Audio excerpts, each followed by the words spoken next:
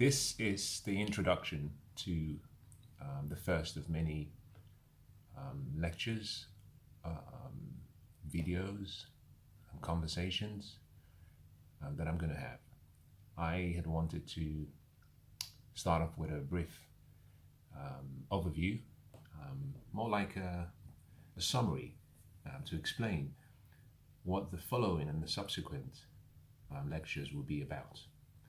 I rather prefer the word lectures to videos, and I prefer the word lectures to any other synonym that one might use for one of many reasons.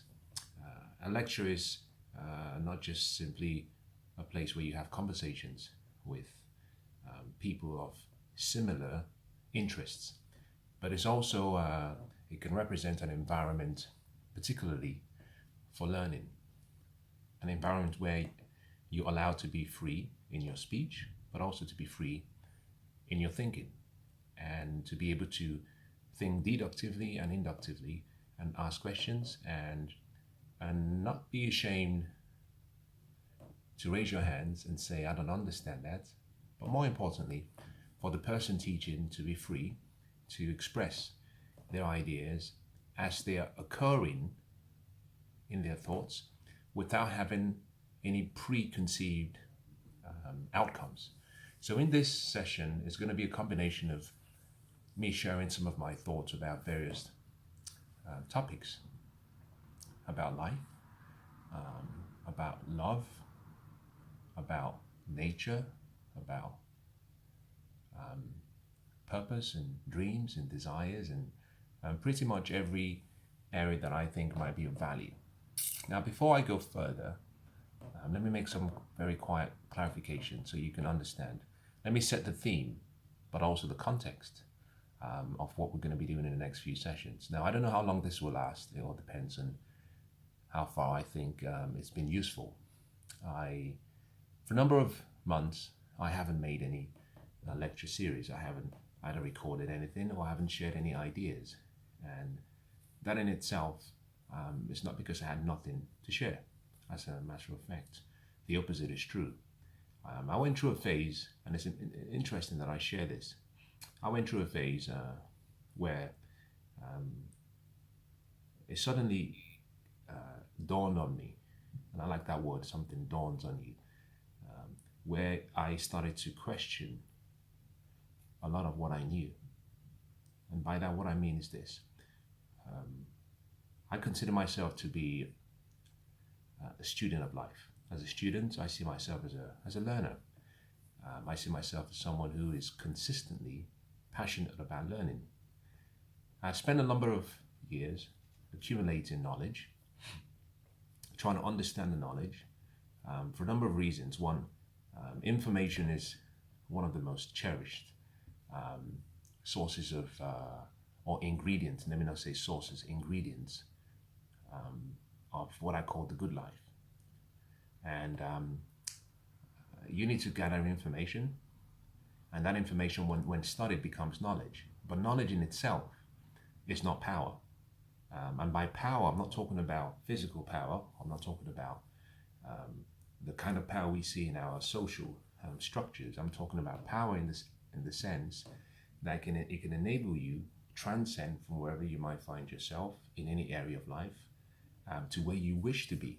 So it helps you elevate from a place where you are to a place where you should be. I guess it's like saying you're trying to get to the mountaintop and you need power.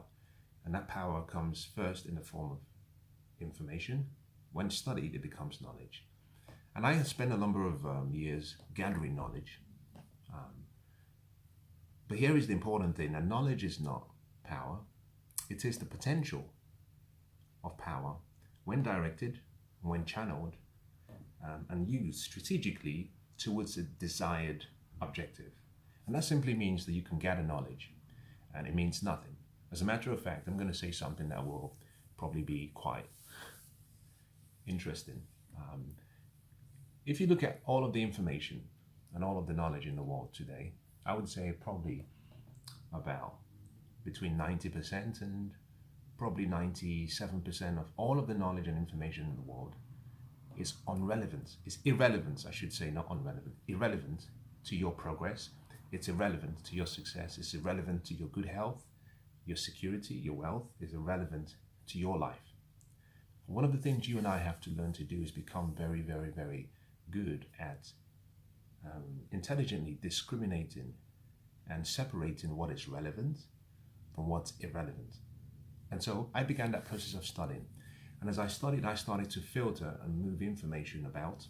And it took me down the second path along what I call the journey of actually developing awareness. And that is, when you've gathered knowledge, the next step is you have to comprehend what you've actually gathered. And that process of comprehension leads you towards what we call understanding. Understanding is the second key in the sequence of taking information and trying to use it intelligently. So first you convert information to knowledge. Now you have to comprehend what you have, the knowledge you have. And in doing that, if you're successful, we say you have understanding. As a matter of fact, one of the wisest person who ever lived, according to ancient script and ancient history, is someone called Solomon, King Solomon. And he said something that was interesting. He said, wisdom is supreme. Wisdom is the most important thing. But in all you're getting, he said, get understanding. And that simply means you have to have an ideal comprehension of what you have as knowledge. And so I started to spend a lot more time trying to comprehend this information and knowledge that I had. And I started to get some level of understanding. Now, you could be very intelligent. You could have good understanding about a lot of things about life. But the true test is not what you know. The question is, what do you do? Or what have you done with what you know? And so then I went down a path of saying, you know what?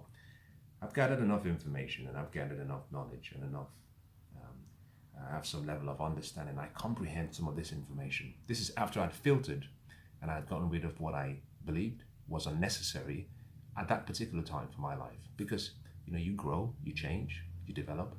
And so some information may not be relevant right now. Who knows, in 10 years it might be. But for the present place I was in, and with a picture of where I wanted to be, I figured, well, this is what I need to focus on.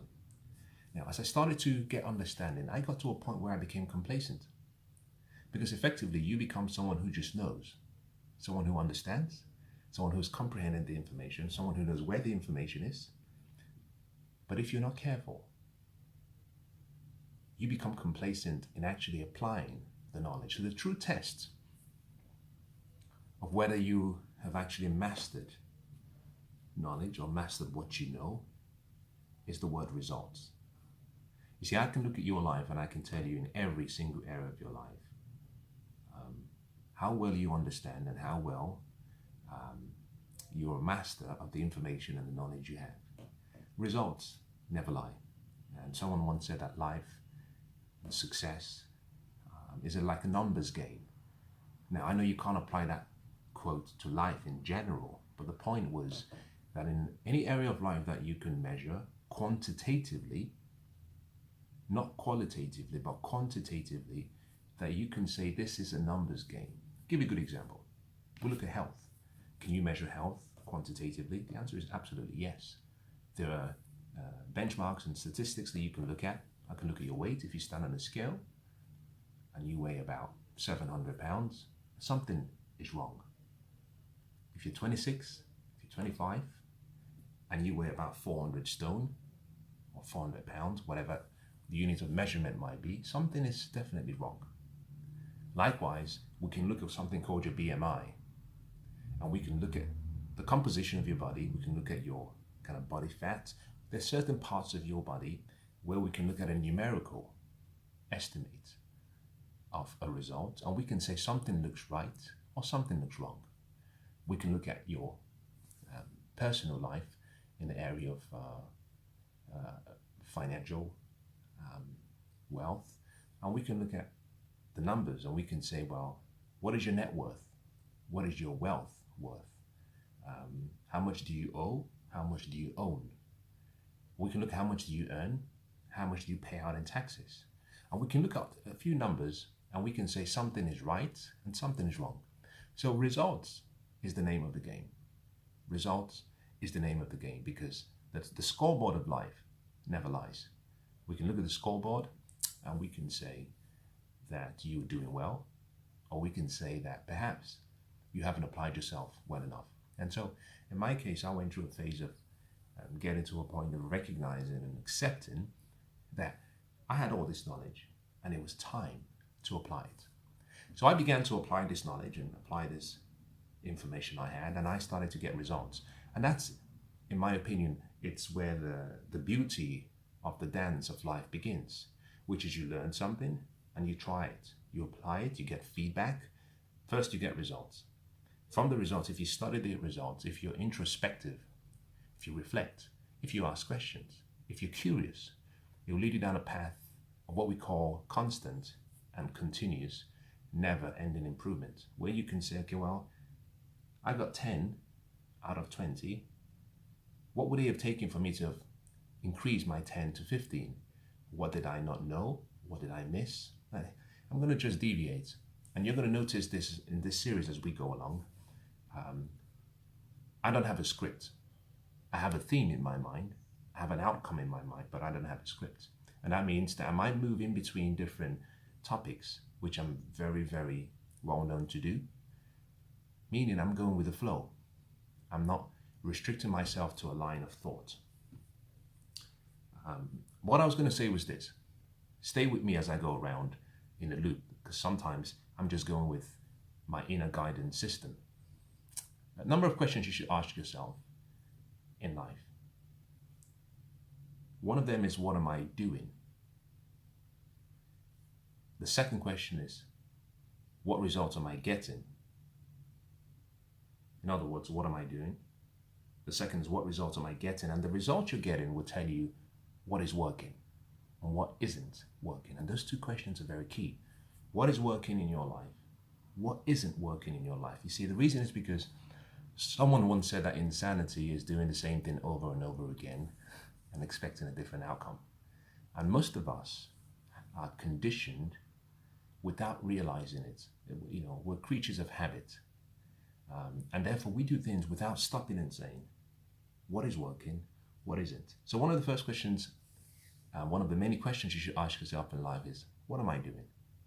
What results am I getting?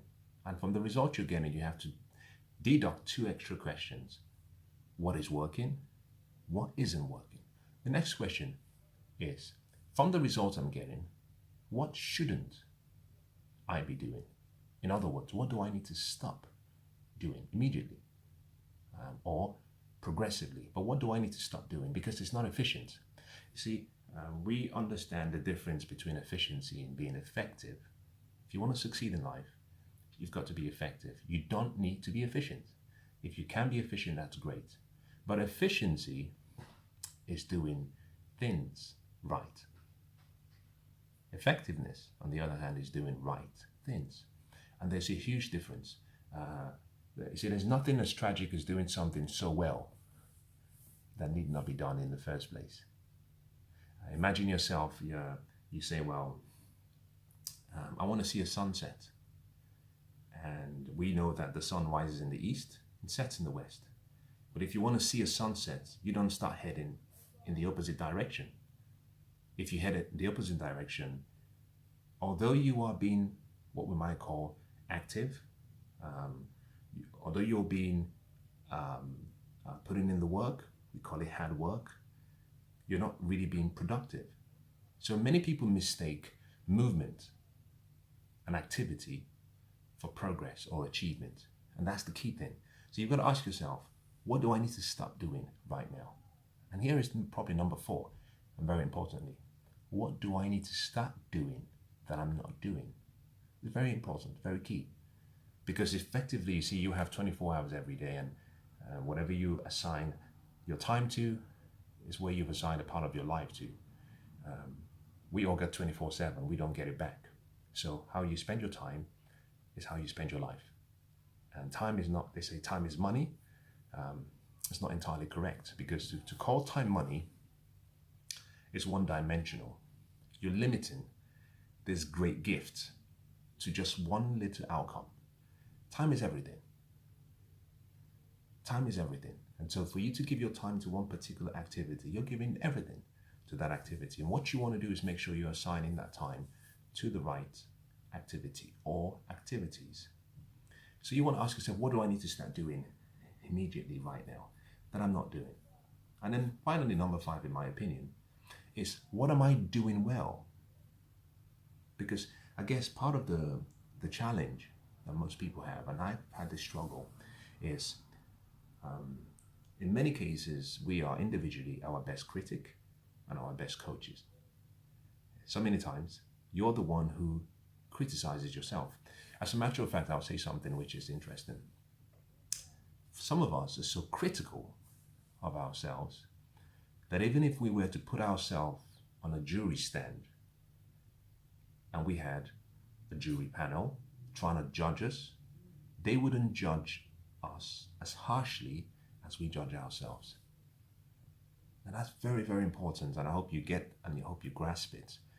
We judge ourselves and we give ourselves verdicts which are far more worse than any sane jury would give us. And you've got to be careful, and that simply means that in all areas of your life, you have to sometimes stop and say, am I being too harsh on myself? And in life in general, one of the things we fail to do is stop and say, I did a good job. With the knowledge I had, with the time available, with my experience, with my expertise, with the circumstances, I did a good job. And the key is about recognizing what you're doing well, so you can celebrate what you're doing well. You see, if you understand this is something we'll talk about as we go in this series.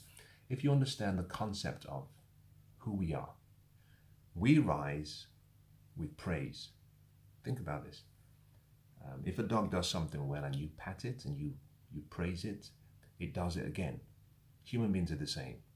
You have to understand human psychology, and that is simply what I think should be a basic part of your learning process. And my learning process is how are we made to function? How are we built? How are we designed? How are we born? And one of the things we all have is a deep craving to feel important, a desire to be recognized, a desire to be rewarded. And that begins with you. To stop in and acknowledging that you've done a good job. And what you find is that by doing that, you re-emphasize your self-esteem. You bring to your attention the fact that your self-image is beautiful.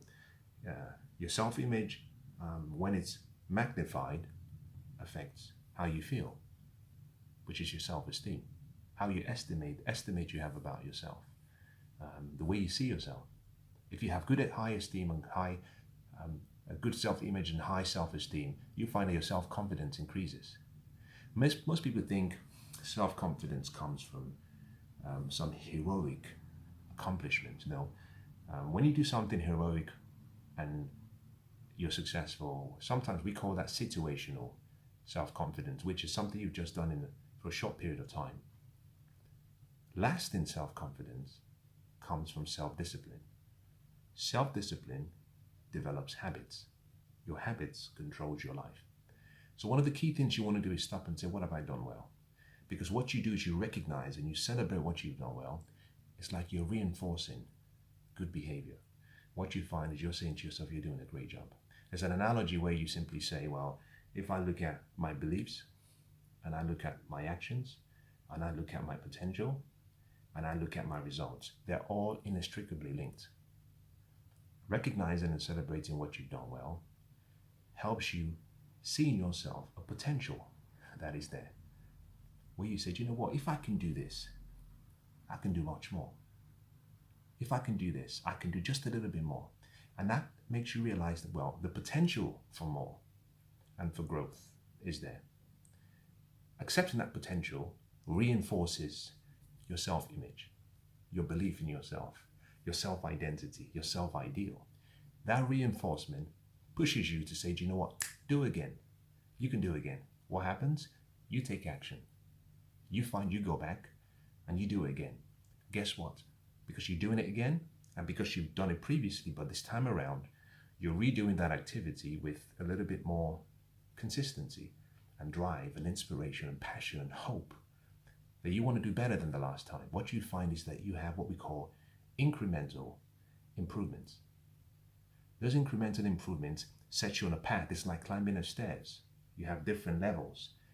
You've started here, you take a step to the next level, now you're here. Those incremental improvements, because of the nature of life and the fact that life is governed by laws, what you find is that the first law, according to Isaac Newton, was that for every action, there's an equal and there's an opposite reaction. So many ways we can express that law. Some people call it the law of sowing and reaping. Some people call it the law of karma. Some people call it the law of action. In principle, what it simply means is if you do something right, there's going to be a return, a reward, something that comes back.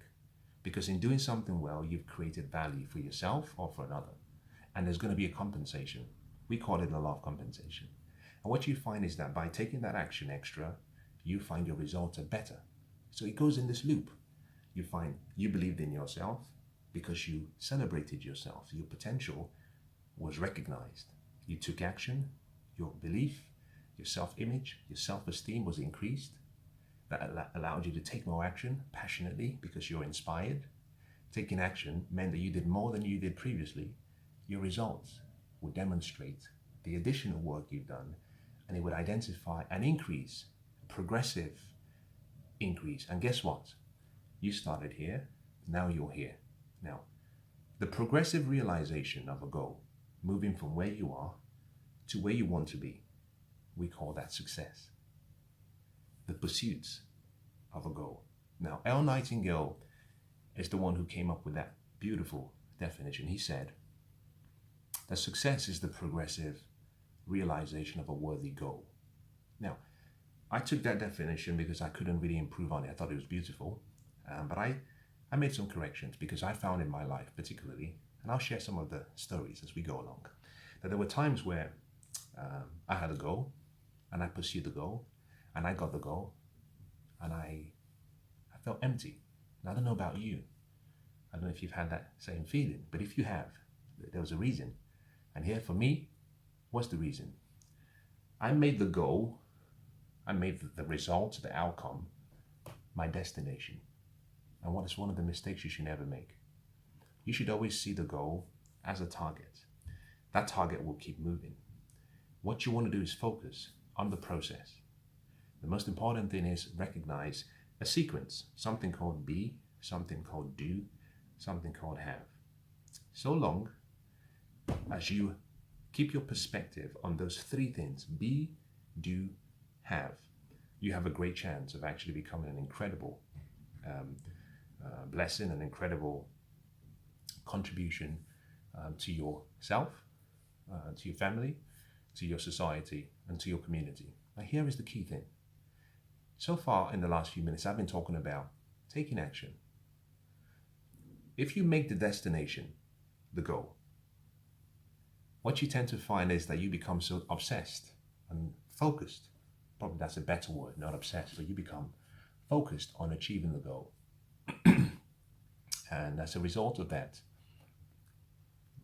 you're so tunnel visioned and you don't see anything else. Now, on the other hand, if you keep your attention on the destination just as a target, and you say, do you know what? When I get to that place, could I recreate that success? Let me make it more practical. You might say, well, I have a goal, and I'll use numerical indicators. Let's use something more economic, something that you can measure. If you say my goal is to make £100 in 4 months, that's easy because you can stand on a corner of a road and you can stand there with a gun, and everyone that walks past in the middle of the night or late, you can demand that they give you money. And you can achieve that goal maybe in 2 nights or 2 days. You would have achieved the goal. But the question is, how did you achieve the goal? And could you repeat it? You might say the answer is yes, but who knows?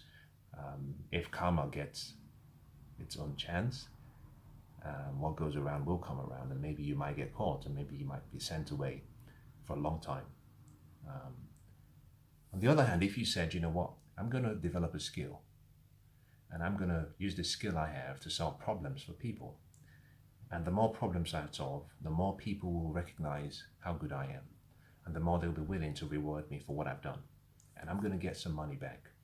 And since I have a number of months to achieve that goal, if I can solve one problem every day, and let's assume that I have 100 days, if I solve one problem, and that problem was worth something in the region of about maybe £6 or £7, discount, that's gross, you discount all expenses, if I'm left with a net of £4, then if I did that every day, at the end of the 100-day period, I would have my £400.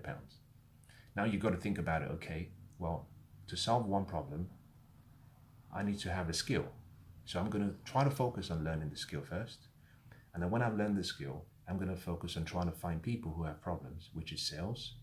And when I've found people, I'm going to try and do a great job that they even give me more than one problem to solve. And they even bring their friends. I do it so well, they tell other people. And then suddenly I'm building maybe some what we call testimonials. People are saying this guy is very good, or this girl is exceptional at what she does. So I'm actually adding value. Wallace Wattles said something that I thought was remarkable. And if you haven't read the book, The Science of Getting Rich, I think you should. And he said that you should always give more in use value than you take from anyone in cash value. And that simply means you should always do more than you get paid for. Now, by doing that and following that sequence, what you're really focusing on is saying, I want to become the kind of person deserving of having the goal. So that when I get to that place and I've achieved the goal, even if you took away the goal, you take away the £400 and I don't have anything, I can recreate that £400 in a short period of time. Why? Because I've become the person deserving of achieving the goal. I think it was John D. Rockefeller, I could be wrong here, but I think it was John D. Rockefeller who was once asked, what would happen if all of the wealth that you have is taken from you and redistributed across the whole world? No, it wasn't John Rockefeller, it was Henry Ford, I think, and redistributed it across the whole planet Earth to everyone else. And he said, that's okay. He said, I'll make it all back in 5 years. And the reason was this. He had developed the ingenuity, he had developed the skills, he developed the wisdom. He had become the kind of person deserving of the goal. You've heard the story that when a person of experience meets a person with money, the person with experience gets the money, and the one with experience gets when a person of experience meets a person with money, the person with experience gets the money, and the person with money gets the experience. And here's the point. You distribute all the wealth across the whole world today, it will still go back to the same few people that probably occupy the Forbes 400 or 500 list. Why? Because they've developed the skill set. They've become the kind of people deserving of that goal. And here's the reason. They've mastered the art of solving problems. Now let me go back to where we started, and I'll summarize and I'll stop. The point I'm trying to make is this. Be Do Have is about first saying, I'm going to set a goal to become the kind of person deserving of the goal. By doing that, that would enable me to be able to act, which is the do part, and by doing, I would then have, which is the reward part. So here is the point.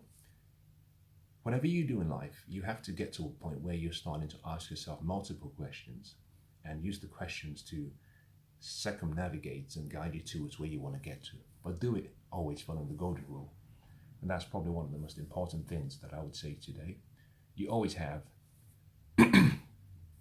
forgive me, to use the golden rule. Well, let me summarize where we got to.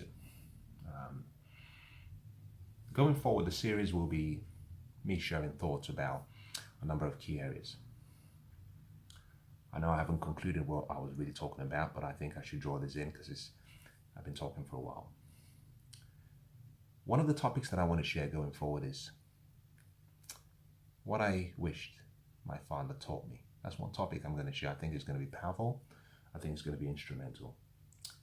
I'll talk about topics such as if I had my life to live all over again, what I would do differently. That'll be interesting. There'll be various aspects about life and living. But more importantly, this series is going to be a series where I'm going to be recording and making notes by verbal or video for my kids. And the whole point is that I'm trying to capture some of my fundamental ideas so that, who knows, maybe in 20, 30, 40 years, my kids can look back and say, that was what my father believed in. I want to document my values. I want to document my beliefs. I want to document my philosophies. I want to document some of my fears, some of my troubles, some of my things that I would do differently.